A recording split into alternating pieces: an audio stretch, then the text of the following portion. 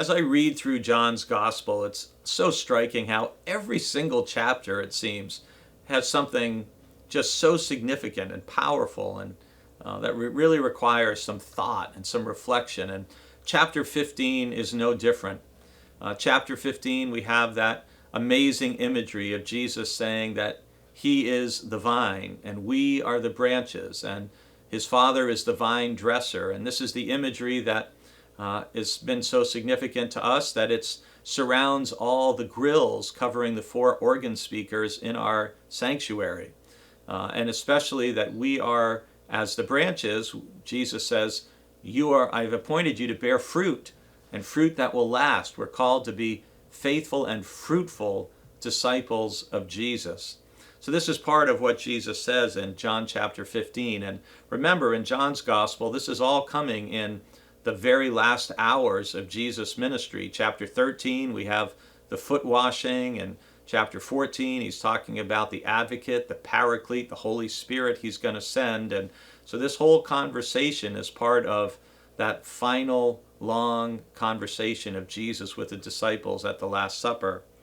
And after talking about the vine and the branches imagery and his joy being in them and their joy being complete or full, Jesus says very simply, "You are my friends if you do what I command you."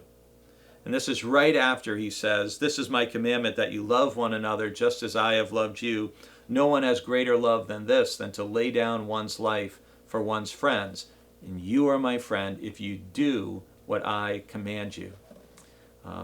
You probably feel I'm a little bit like a broken record, to use an old image that younger people couldn't understand, about talking about how important it is that we live out our faith. How do we know if we are friends of Jesus? How does he know if we're his friends?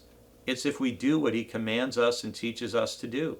If we love one another, if we are forgiving, if we're generous, if we help the least of these, if all those sorts of things that we've heard over and over through the four Gospels. I mean, think about a friend in your life, someone you're close to, could be a lifelong friend, or someone you've met in the more recent season of your life. What are the qualities you value in a friend? Well, a friend is someone who is loyal, who's trustworthy, who's dependable, whose word means something. If they say something, they're going to do it. We are Jesus' friends if we do the very same things that we expect from a good and loyal friend. We're trustworthy, we're faithful, we keep our word, we're there when someone needs us. So there was a British pastor back during the 20th century who wrote a lot of books that my grandfathers liked and had. I now have them in my study here at church.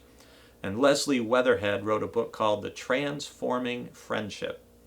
And it's all about our friendship with Jesus. And it's about how, whoever you spend time with, you tend to become a little more like them.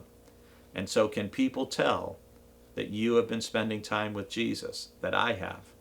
They can tell if his character is being shown more and more in our life.